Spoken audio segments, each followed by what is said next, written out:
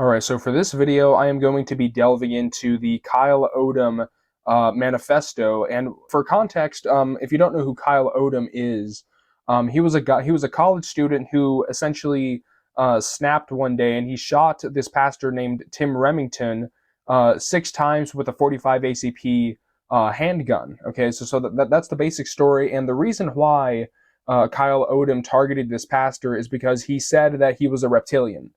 Basically. So, and what's really interesting about this situation is that the pastor who was the alleged reptilian, he got shot 5 times in the torso and 1 time in the head with a 45 ACP hollow point round.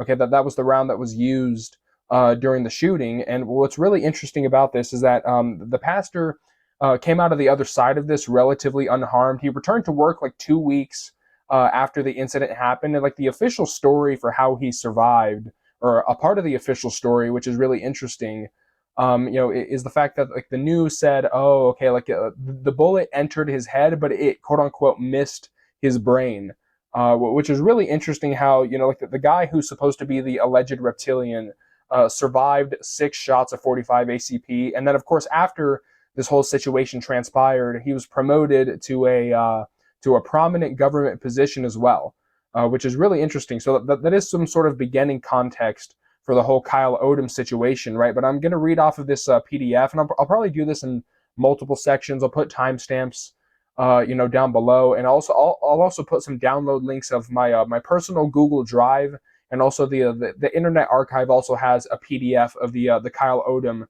manifesto. And this might be some some old news to some people watching this, but I just wanted to do a Kyle Odom sort of video for the channel, because it really does match a lot of the things that I talk about on the channel in relation to reptilians, in relation to how the control system is operated, right? Right. So to start off, in the beginning of this document, it says, "Who is Kyle Odom? Born and raised in North Idaho, grew up in a loving family, joined the Marine Corps after high school, developed an interest in science, went to school for a degree in biochemistry, won numerous scholarships and awards, graduated magna cum laude, then got invited to a prestigious university to work on genetics. Check my personal documents. As you can see, I am pretty smart. I'm also 100% sane, 0% crazy." In this next section, it says, "Why did he do it? My life was ruined by an intelligent species of amphibian humanoid from Mars. I wish I was joking. Keep reading. They were here long before we ever existed. Their technology is millions of years more advanced than ours. I've seen them do things that defy all comprehension.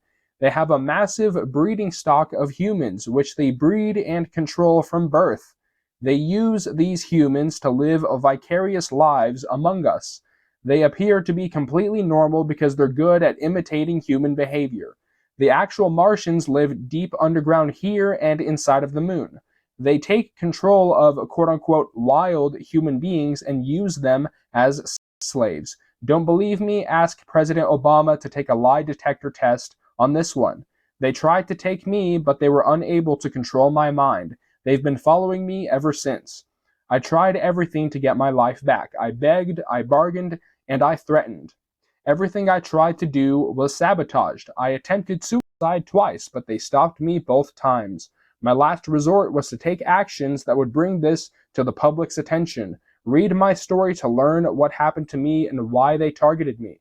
All right, and the next section of the manifesto here says, "My story," and there's a timestamp here that says spring of 2014 in Moscow, Idaho. "Everything started while I was at the University of Idaho. Spring 2014 was my final semester, and I was taking a heavy course load. I was very stressed due to the intensity of my schedule, so I searched for a way to cope. I discovered meditation, which seemed to help, so it became a part of my daily routine. As I learned more about meditation, I became interested in consciousness and our ability to affect it. I kept working on my meditation techniques and began achieving extreme states of consciousness. This continued until I encountered another being through meditation. It happened one night in February of 2014, and it was the most profound experience I've ever had. I was lying in bed meditating, then suddenly left my physical body. I entered a space that was completely dark and I had no awareness of my physical boundaries/orientation. I felt very peaceful there until a blue light began to approach me. As the blue light got closer, I realized it was another being. Once I was in the being's presence, I felt an immediate sense of wrongdoing. It felt like I was being told, "You shouldn't be here." I instantly conceded and felt guilty. Then I began to distance myself from the being. This had an impact on them and seemed to change their mind about me. The moment I began to distance myself from the being, I became overwhelmed by a feeling I can only describe as unconditional love. During this part of the experience, our minds became connected and I saw that the being was female. I then began to feel the utmost euphoric, comforting, and blissful feelings I have ever felt. It was incredibly powerful and life-altering. Next thing I knew, I woke up. I had tears in my eyes and I couldn't get out of bed. I felt a profound sense of loss, like I had just lost someone close to me. It was very painful. A few minutes later, the experience left my mind against my will, and I went about my day. After that, I had no urge to meditate at all. Every time I even thought about meditation, the thought was stripped from my mind. When I finally did try meditating again, I was unable to achieve anything. I didn't think much of it at the time, but I knew it wasn't going to improve. Ultimately, I decided to give up on meditation and just focus on my classes. The remainder of the semester became exceedingly easy for me. It felt like I had tapped into some kind of power. I was exerting no mental effort even though the classes had been extremely difficult before. I also began to have complex thoughts and a depth of understanding I had never reached before. About a month later, I started interviewing at the graduate schools I had applied to. Shortly after the interviews were done, I started receiving offers. I decided to accept the offer from Baylor College of Medicine to work on a PhD in human genetics. I was very excited about the opportunity to work at such a prestigious university. The future looked bright and I couldn't wait to get started. All right, this next timestamp says July 2014 to October 2014 in Houston, Texas. Everything changed once I started the program. The moment I arrived, I could see flaws in every professor's research. My mind was so expanded that I could instantly understand the implications of entire research projects. Because of this, I was able to see the weaknesses in all of the available projects. This caused me to become very concerned about what I was doing, and I felt like I was wasting my time. I voiced my concerns to my advisor, and he casually brushed them aside. He told me, "Just have fun, it'll be fun." I kept trying to get motivated, but things continued to get worse. I started seeing flaws in the foundations of genetics and other fields. It got to the point where I couldn't stop thinking about them. To make things worse, no one else seemed to care, which really bothered me. All these issues made it impossible for me to continue, so I decided to leave. The day after I decided to leave, my life became a living hell. I couldn't sleep and my mind felt sapped. I was entirely at peace with my decision, so I knew something strange was happening to me. After a few days of this, two of the graduate students began reaching out to me, Eugene Lurie and Brandon Pekarek. I barely knew them, so it seemed unusual they would contact me. When I went to see them, they both kept pointing their finger at me saying pew pew like they were shooting a gun. They did this over and over and I kept wondering what their problem was. Months after I left Houston, I was told that Eugene and Brandon were not human. They were tasked with making me into, quote-unquote, the next school shooter, as they called it. I imagine this is why many of our school shootings take place. Anyway, things slowly improved after I stopped talking with Eugene and Brandon, but I was mentally exhausted.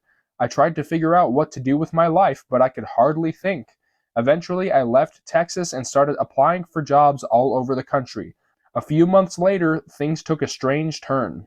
This next timestamp says October 2014 to August 2015 in Coeur d'Alene, Idaho. In spring 2015, I finally secured an interview with a food company.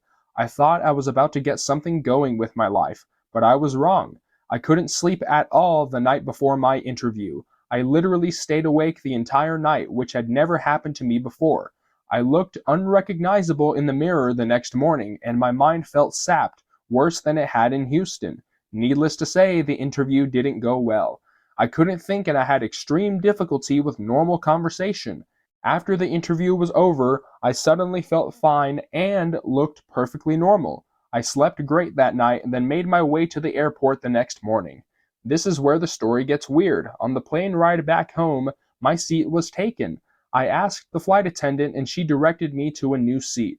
Once I sat down, an older gentleman in front of me kept glancing back until he got my attention.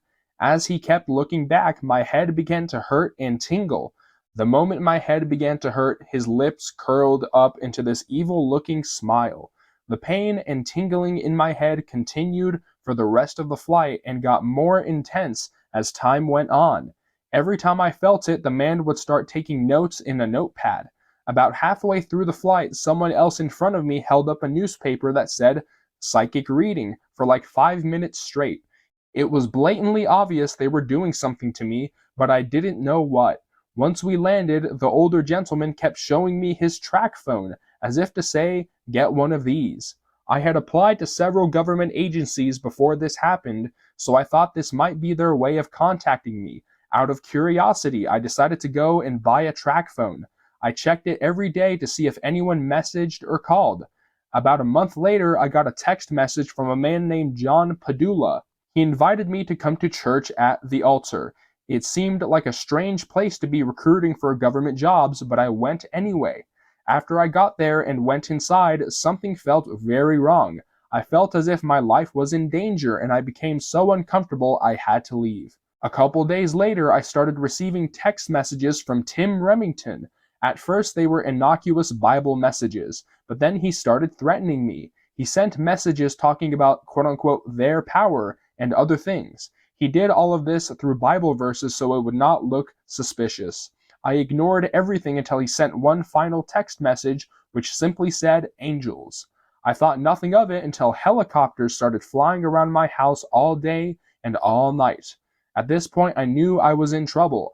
I knew I needed to contact them, so I made an appointment to meet John Padula for coffee. Little did I know he had no intention of meeting me. After making the appointment to meet John, something very bizarre happened. I received the most unnatural erection I ever had. It felt like someone was manually pumping blood into my penis. I don't know how else to describe it. Immediately after that, a song began playing in my mind. The lyrics went, "Sister, sister, he's just a plaything. We want to make him stay up all night." I had never heard of this song before, and I had no idea what it meant. I tried to ignore it and kept searching for jobs. A few minutes later, the song quit playing. Nothing else happened until I tried to go to sleep that night. As soon as I got into bed, the song started again. "Sister, sister, he's just a plaything. We want to make him stay up all night." As it turned out, they weren't kidding. I got literally 0 minutes of sleep that night. Every time I started to drift off, I was woken up violently. Then the song would play. When the sun came up, I gave up on trying to sleep and got out of bed. I was relieved at first because the song had quit playing. I thought the torture was over until a voice entered my mind. The voice said, "You're going to be uncomfortable. All you have to do is breathe." I sat there wondering what this meant until the voice spoke again. It told me I was going to, quote unquote, be sacrificed like Jesus and get beheaded. This threw me into a complete panic. My heart began racing and I started to have a mental breakdown. A few minutes later, some man knocked on my door. I answered and he gave me a pamphlet talking about the sacrifice of Jesus. My mind started racing out of control and I became completely delirious. I thought for sure I was going to die. My thoughts shifted to my family and all I could think about was seeing them again. They were in Albuquerque at the time, so I decided to buy a one-way ticket there. When I reached the Spokane airport, my panic subsided. Everything was fine until I got on the plane to Albuquerque. I sat next to this huge man who kept telling me telepathically that he was going to crash the plane. Every time after he spoke, he would sniff emphatically. I didn't know what to do, so I just sat there trying to stay as calm as possible. The quote-unquote man became angry about this and started touching my leg. The second he touched me, I could feel him inside my mind. This caused me to panic until I was on the verge of causing a scene. Before I did anything, he told me to calm down and said, "You did a great job. You passed. Go enjoy your family. We have a job waiting for you when you get back." I thanked him and felt slightly relieved, but I had no intention of contacting him at all. My only thought was to get as far away from him as possible. After getting off the plane, I headed to the baggage claim. A huge group of them surrounded me there. I watched them cautiously. Then they all began sniffing at me. The sniff is something they do all the time. I think it has something to do with dominance. When I finally got my bag, I left the airport as fast as I could. My parents were right outside waiting to pick me up. I was so happy to see them again. I gave them big hugs and told them how much I loved them. This was my last happy moment in Albuquerque, however. They followed us everywhere we went after that. Whenever I saw one, they would sniff at me to let me know it was them. They would also smile, laugh, and stick their tongues out. As time went on, they started coaxing me to go outside alone. I was scared to death they would kill me, so I refused. Eventually, they threatened to harm my family, which caused me to give in to them. I told them I would do whatever they want if they left my family alone. They responded by saying, "Go to church." I knew they meant the altar, so I agreed to go when I got back. When I went to the altar for the first time, the people acted very strange. It was unhuman. As I walked into the sermon room, everyone stared at me and began sniffing emphatically. Needless to say, I was scared as hell, but I took a seat. When the service began, a man came and sat down next to me. After he sat down, I began smelling something. It was a smell I had never smelt before. The only thing I can compare it to is a reptile and vinegar. After smelling it, I became very uncomfortable. I tried to remain calm and just sat there quietly until the service was over. When the service ended, they said, "You can leave now." After that, I knew I wasn't dealing with the government anymore. I realized that whoever I was dealing with was extraterrestrial, so I became very scared. I received no further instructions from them after that, so I began applying for jobs again. Even though I had done exactly as I was told, they still followed me everywhere I went. As time went on, they started harassing me day and night. I began to hear voices more often, and I began to hallucinate things that I knew weren't real. They also started playing with me sexually. Both the males and the females would play out their sexual fantasies in my mind. This came with random and uncontrollable erections as well as extreme anal stimulation. The harassment continued for weeks and intensified as time went on. I did my absolute best to maintain my sanity and tried to avoid them. This worked for a while, but eventually I had a huge meltdown. One day I was in the bakery at Safeway when I got surrounded by a bunch of old men. Some of them looked at me and sniffed, so I knew it was them. They started stimulating my penis and anus simultaneously. Then they spoke aggressively. They said, "Humans are nothing more than the result of a successful genetic experiment. You are a threat to the way these people think, and you can no longer be free in society. Your life is over. You are nothing but a toy. Your purpose is now to suck, in parentheses, their penis." They continued to say other explicit things that were so obscene I won't repeat them here. Before they finished talking, I became enraged. It took every ounce of willpower I had not to kill them. I left the store and tried to calm down, but it only got worse. The rest of the night they continually stimulated my penis and I couldn't stop ejaculating. It got to the point where I was in serious pain. They finally stopped after I broke down and became completely distraught. I knew I couldn't take any more, so I attempted suicide. I filled a charcoal grill with lit coals, put it in my car, and rolled up the windows. I reclined my seat, laid there calmly, then fell asleep. I should have died, but they woke me up in an extreme panic, which caused me to get out of the car. As I slowly regained consciousness, I felt very upset to still be alive. I had no clue where to go at that point, so I decided to check myself into the VA. They shipped me straight to the mental ward and I was admitted. Nothing improved while I was there. The medication they gave me did absolutely nothing. I just sat there surrounded by a bunch of psychotic people and became exasperated. I knew their goal was to ruin my life by making me into a crazy person. I became determined not to let that happen and I started fighting back. After leaving the VA, everything I tried to do with my life was sabotaged. They didn't want me dead, but they also weren't going to let me live.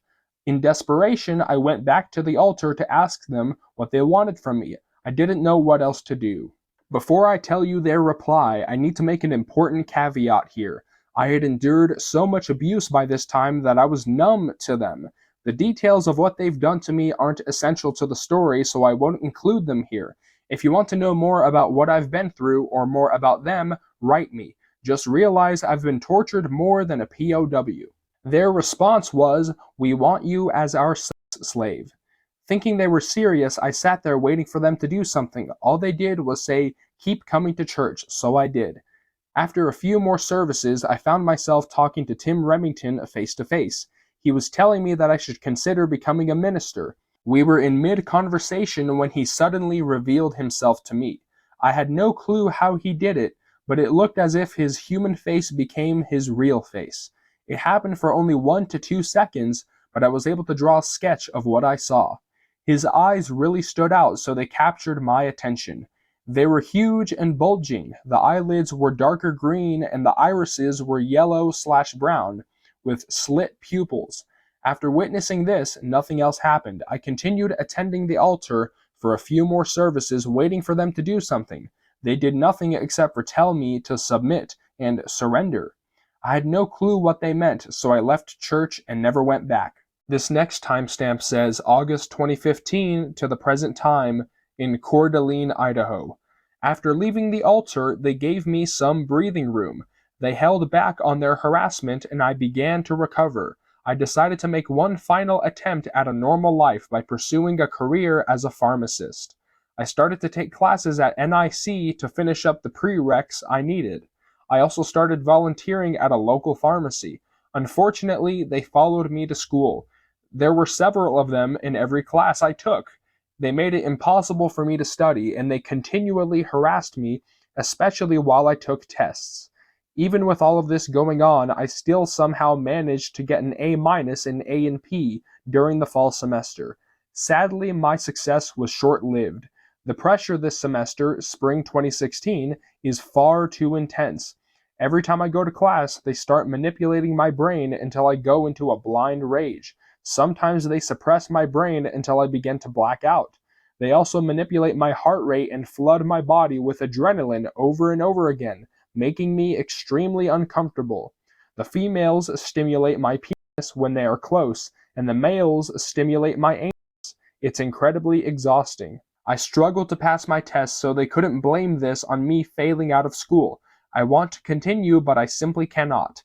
Every moment I spend in the classroom is absolute torture. The classes themselves are extremely difficult without all this added pressure. The worst part is I received an interview for ISU's pharmacy program. Since I cannot continue with the classes, there is no reason to go to the interview. My chance at a normal life has been ruined. They've also been depriving me of sleep, so I don't have the strength to continue. I was too smart for my own good, so they decided to remove me from society.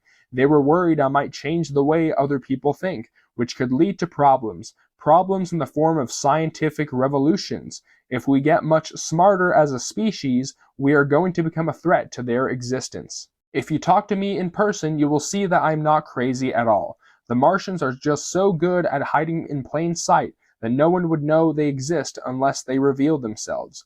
They are able to fool us so well that what I'm saying sounds impossible. However, they are 100% real. Realize their technology is millions of years more advanced than ours. Think about that for a second. Think about the advancement we have made in the last 100 years. Once you've done that, try to imagine what millions of years of technology would look like. The president is well aware of them, which is why I wrote him a personal letter. I hope he does something about it. I have done nothing wrong to deserve what's happened to me. I tried literally everything to find a job, and they sabotaged me at every corner. Initially, I thought the right thing to do was kill myself. After attempting suicide twice, it became clear they weren't going to let me die easy.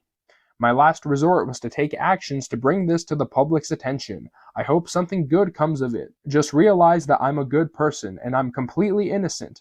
Also realize that the quote-unquote people I killed are not what you think. To make it very clear, Tim and John were not wild human beings. Wild humans equals normal people like you and I. Tim and John equals minds were controlled from birth by Martians. It's hard to imagine, I know. Nonetheless, it's all true. Why would I give up a career as a pharmacist to do this? I left out many details from my story. I wanted to write only the most critical events in order to make it coherent.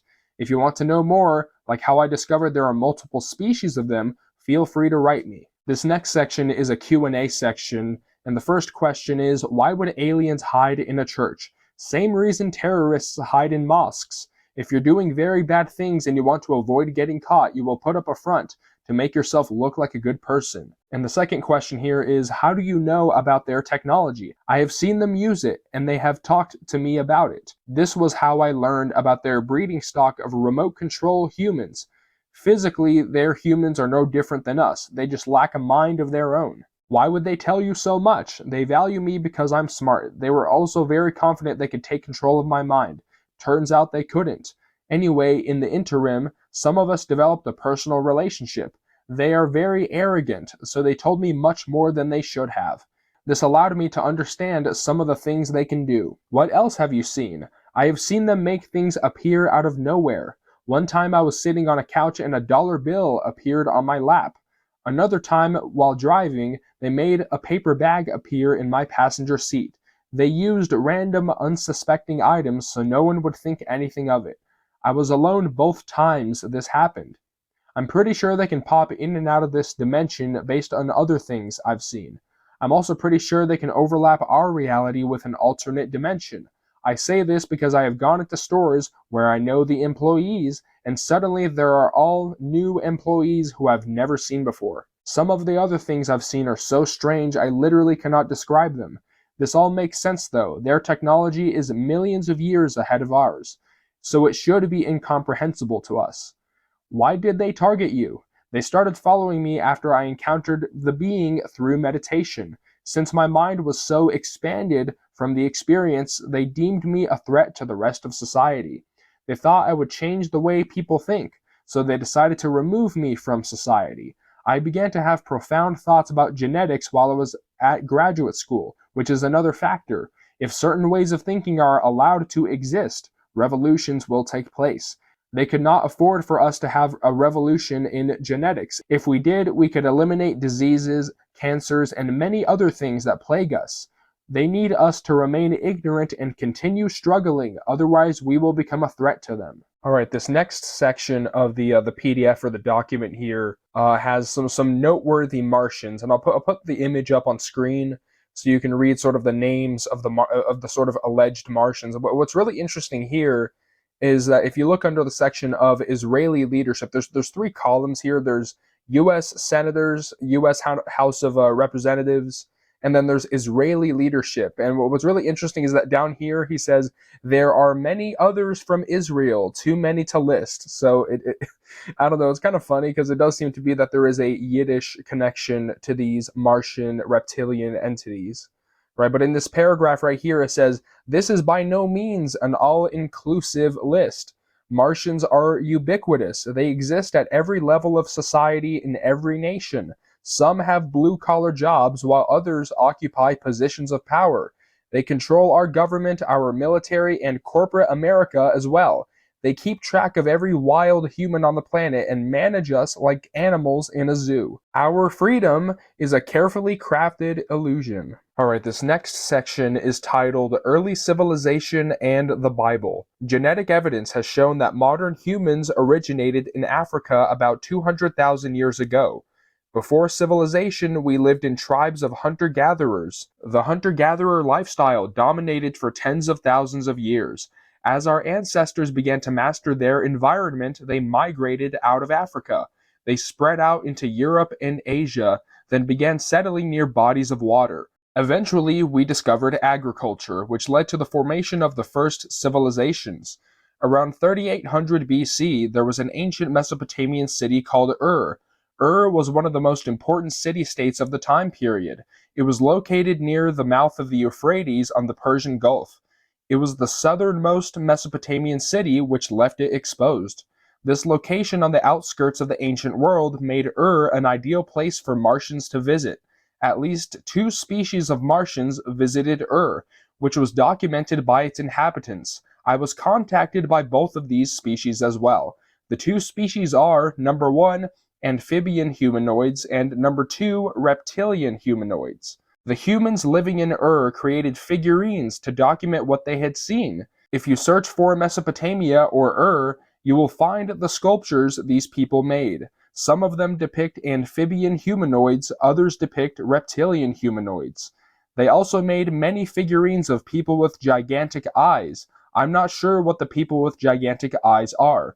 And then it goes into a list of bullet points here and says, I didn't have time to finish this document. The Bible was inspired by Martians, not God. There is no God. They created religion to keep mankind divided. God was a concept created by the Martians to control the minds of primitive man. Jesus was a megalomaniacal fraud, a liar, and a jerk. He was no savior, and he certainly wasn't unique. During Jesus' time, many other people emerged claiming to be the savior of all mankind. The Martians saw this as a problem for their Jewish traditions, so they decided to use Jesus to their advantage. If they sacrificed Jesus as the Messiah, then people would stop proclaiming themselves to be a savior. Voila, problem solved. The only good thing religion ever brought us was traditions. Traditions bring us together as families, as friends, and as a species. One more thing, God existing as a trinity comes from the Martians. Write me if you want to know more. Alright, this next section is titled Our Plight, and underneath the title it says, I didn't have time to finish this. Every president finds out that Martians are real. President Eisenhower warned us about them. President Kennedy stood up against them. They're the reason we have so many languages and so many nations. They constantly pit nations against each other, which makes a lot of sense. If we are constantly at war with each other, we'll never make progress as a species. This is how they maintain complete and absolute control. Have you ever wondered why a war zone is also known as a theater? It's because war is entertainment, that's why. Entertainment for whom? The Martians. They enjoy watching conflict. They enjoy watching us suffer, and they enjoy watching death. It is one of their most basic needs. When you know about their brain, this makes perfect sense. They try to keep us in a constant state of fear by filling the news with horror stories. This is another one of their most basic control mechanisms. They constantly stir up controversy to keep us divided. Black Lives Matter, violence against police, Islam versus Christianity, immigrants taking our jobs, Zika, etc. Yes, they can create viruses. Some of the top officials in our government/military are their pawns. The Martians rape them sexually and force them to do whatever else they want. Ask President Obama if you don't believe me. To Martians, humans are nothing more than a plaything. You might be wondering, why do they do this to us? It's because we rejected them many times. In ancient Mesopotamia, they tried to live among us. It never worked out no matter how many times they tried. This caused them to develop extreme animosity towards us. Consequently, they have a vendetta against every wild human. The actual Martians themselves have zero self-esteem. This is why they live vicariously as humans. They can also take control of wild human minds. I have seen them do this to multiple people, and they've done it to me as well. The only time they're able to take control of my mind is when they wake me up in the middle of the night. They make me say extremely strange things and flail my body parts around like a puppet. They tried to take complete control of my mind on multiple occasions while I was at school. They were never able to. This angered them severely, which is why they caused me to drop out of school. I have no options left. They have no intention of letting me live a life. This next section is titled Martian Brain and Behavior. I've observed their behavior for almost a year now. Consequently, I've been able to make several deductions about them. The first deduction is based on their primary characteristics, which include, number 1, they are hypersexual. Number 2, they are hyper-aggressive. Number 3, they are fearful and paranoid. In the human brain, the amygdala is responsible for all of these characteristics. Therefore, Martians must have an analogous structure, and it must be greatly enlarged. The morphology of their brain is also markedly different than ours. I know this because I've seen what the amphibian humanoids look like. The males are extremely aggressive. In their society, there is only one thing, and that is power. Whoever is the smartest, biggest, and strongest wins. One time, I was talking to a young male who kept trying to intimidate/scare me. He saw that I was still confident in myself and immediately became discouraged. He stopped what he was doing and said, "You think you're better than me," then hung his head and walked away. I told him that wasn't true, but he wouldn't listen. After this, every time I encountered one of the males in public, they would attack me mentally until they destroyed my self-esteem. They did this because they are scared to death of my intelligence. The only way they have the confidence to talk to me is if I am scared for my life or completely despondent. To the males, everything is black or white. There is no middle ground. They are power-hungry megalomaniacs obsessed with control. If they are not 100% in control of every situation, they panic. If something happens they aren't anticipating, they get very upset. They hate surprises. I know this because I was smart enough to trick them a few times. To recap, the males are: number 1, megalomaniacal; number 2, obsessed with sex; number 3, extremely aggressive; number 4, fearful and paranoid; number 5, power hungry; number 6, obsessed with control. Sound familiar? Who else do you know that has these characteristics? If you answered God from the Bible, you are correct. Martians are responsible for the God myth. Martians may have created humans as they claimed, but they are certainly not gods themselves. They are just another intelligent species that evolved on a neighboring planet. There is no God, there is no heaven, there is no hell. Earth is as close to heaven as we'll ever get, and we are letting the Martians ruin it. They are going to destroy Earth just like they destroyed Mars if we let them. Our survival rests in their hands for the time being. Alright, this next section is titled Origins Part 1. In order to talk about life on Mars, first we need to discuss where the solar system came from. Before our sun or any of the planets existed, our solar system was part of a giant molecular cloud. The birth of our solar system began when a gravitational disturbance occurred in this cloud.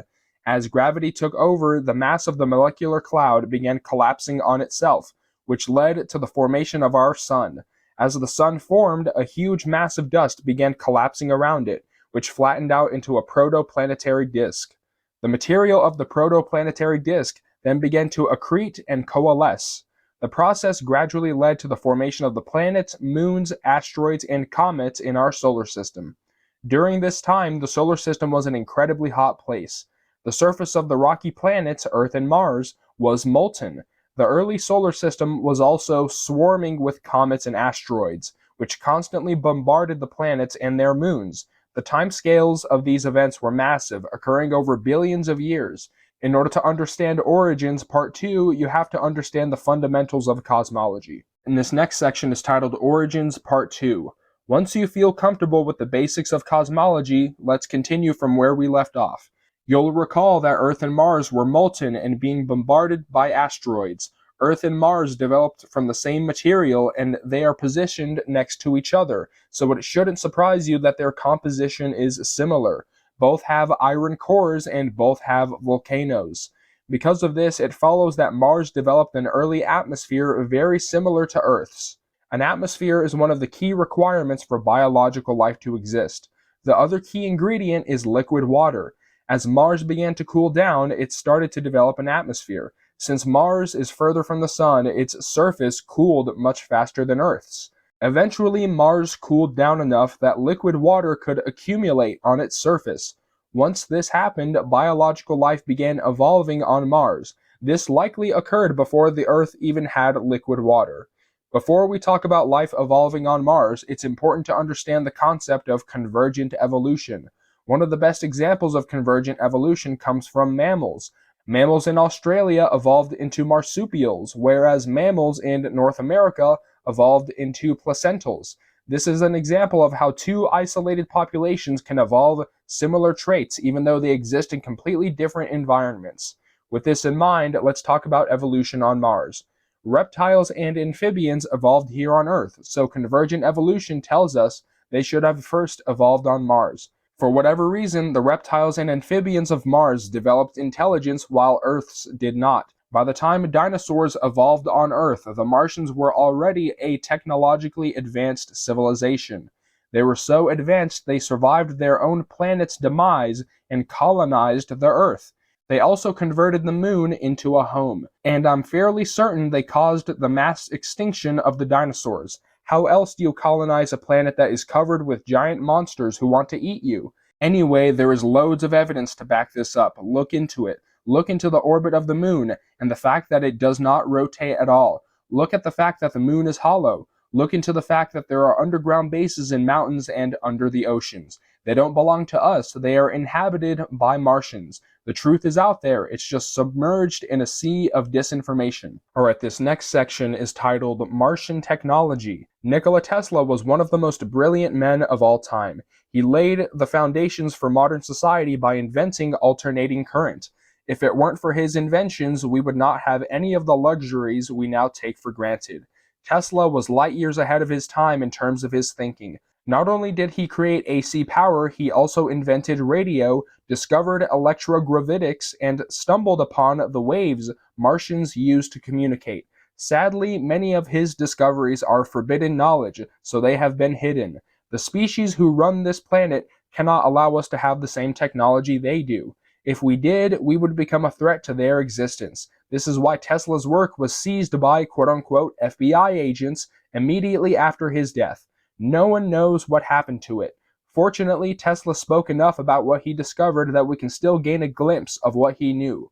As Tesla said, the key to everything is energy, frequency, and vibration. If you know anything about physics or chemistry, then you know that everything is composed of atoms. Atoms are composed of smaller particles called protons, neutrons, and electrons. The protons, neutrons, and electrons themselves are composed of even smaller particles, and so on. The smaller you get, the stranger things become. Ultimately, matter and everything in the universe can be thought of in terms of energy, frequency, and vibration. The computer you're reading this on, the chair you're sitting in, even you, everything can be viewed in terms of waves and energy. Keep this fact in mind as you read the rest of this article. The waves Martians use to communicate are something Tesla called non-Hertzian waves. These waves are also known as longitudinal waves or transverse waves. According to Tesla, non-Hertzian waves are much more efficient and reliable than Hertzian waves, aka electromagnetic waves. They are capable of traveling vast distances with essentially no signal attenuation. Every other type of wave, radio for example, loses signal strength the further they travel from the source. You already know this from experience if you've ever traveled long distance in a car. Once you reach a certain distance, you can no longer listen to your local stations. With this distinction out of the way, let's continue by discussing how Tesla discovered Martian communication signals. In 1899, Tesla moved to the Waldorf Astoria Hotel in Colorado Springs. He built a receiver and transmitter that could send and receive non-Hertzian waves. He installed this equipment on the roof of the hotel and began receiving signals of an unknown origin. He claimed to be talking with Martians, but no one took him seriously. It couldn't make more sense though. If non-Hertzian waves are superior, then it's obvious the Martians would be using them. As Tesla continued with his research, he began to understand the sheer power of wave technology. The following quote demonstrates this.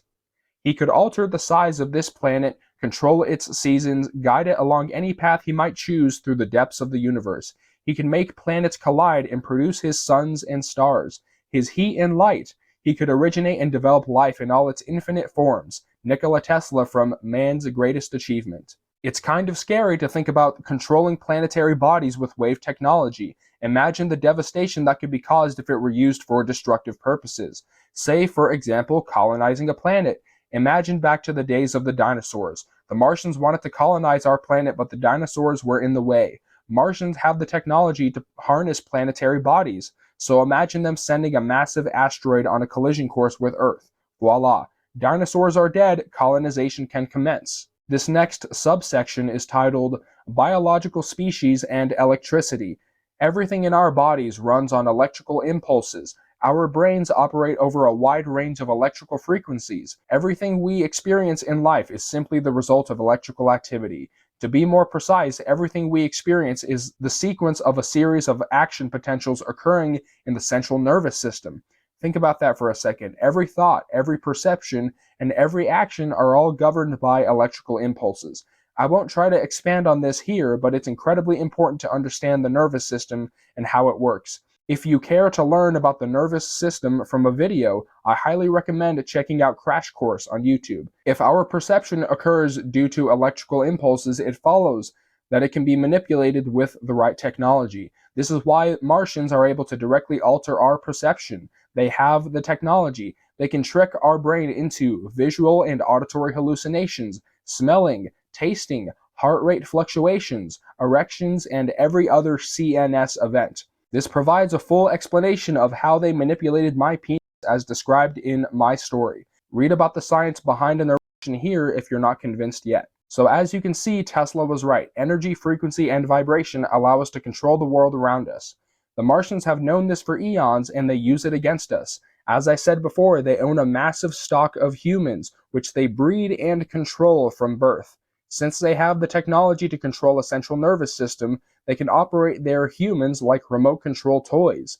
Unfortunately for us wild humans, they can control us too. All right, so for this section, there's some images that are sort of at the end of the document, and there's this sketch of the sort of like reptilian or amphibian humanoid Martian that he saw, that he was able to sketch out. And there's a few like handwritten descriptions here, and he says, huge eyes that stuck out of the sockets, a yellow/brown iris, a projecting muzzle with 45-degree angled nostrils, huge mouth, dark green skin.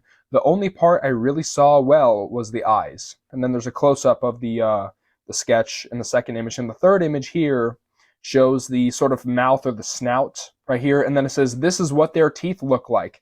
Elmo rules the world, something they kept saying to me. I assume they said this because their head looks like a Muppet. Again, they only revealed bits and pieces to me, and very briefly. Thankfully, I have a photographic memory, so I was able to remember what I saw. Although I only remember the general appearance, because each time I saw them, it was very brief. They would smile at me in stores and reveal their mouth/eyes/nose all separately, never together at the same time. Alright, so for this section of the video, I'm going to be talking about some of my personal thoughts about this whole thing. And first of all, I just want to say that I 100% believe Kyle Odom for two main reasons. Number one is whenever he shot Tim Remington, okay, 6 shots of 45 ACP, no human being survives 6 shots of 45 ACP and walks away as unscathed as Tim Remington did, okay? So that is like salamander levels of like regeneration, in my opinion. So that's the first thing. But the second thing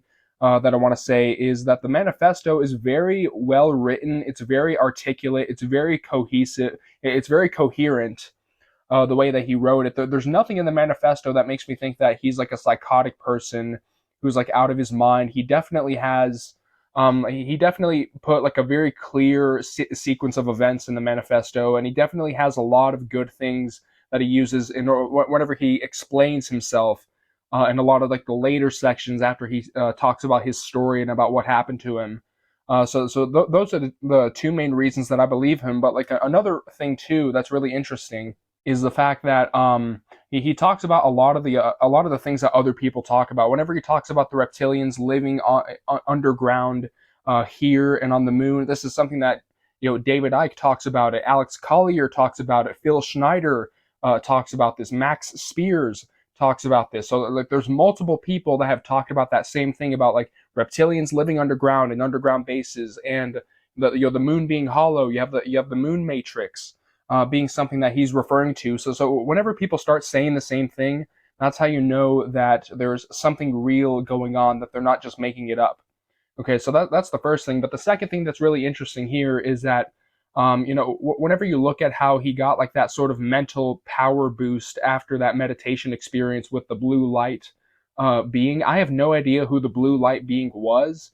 Maybe it was an archon, maybe it was someone who was trying to gatekeep the realm or something, but I have no idea what that was. Maybe he got like an IQ boost from that being, which is really interesting how he talks about how he acquired some mental power that he was able to tap into after that meditation experience. And I think that is something that really gets people targeted in this realm. I do think that gang stalking and targeted individuals are definitely a real thing in this realm, and I think that people who have a sort of propensity for psychic abilities, people who are extremely psychic, they might send out stronger pings, and they might be like a higher threat level to this realm. And so I think that they definitely send people after people who are mentally expanded, or people who are more psychic than most people. They're definitely targeted in this reality. And like another thing too is if you look at like a lot of the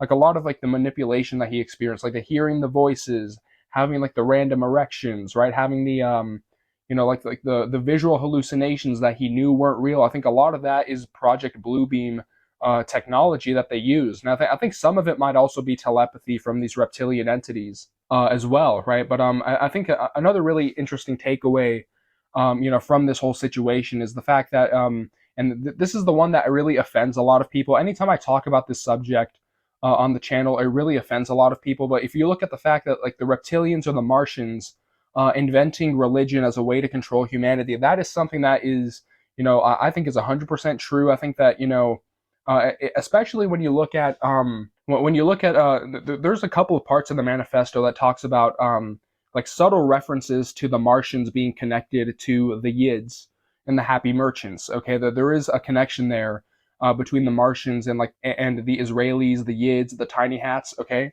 and because he talks about how like there are many others from Israel, too many to list. Whenever he talks about the noteworthy Martians, and he also talks about like there is like this sentence in the manifesto where he says that Jesus was a threat to their Jewish traditions, so they decided to use